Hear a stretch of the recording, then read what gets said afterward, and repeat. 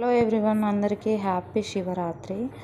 So ఈరోజైతే మాకు ఒక బల్క్ ఆర్డర్ వచ్చింది. అదేంటంటే 3 kgs రైస్ అండ్ టమాటా రోటి పచ్చడి, అలాగే బంగాళదుంప ఫ్రై, క్యారెట్ బీన్స్ కర్రీ, మసాలా గుత్తి వంకాయ, నెక్స్ట్ దోసకాయ పప్పు, సాంబార్ రైస్, నెక్స్ట్ మునక్కాయ ముక్కల పులుసు.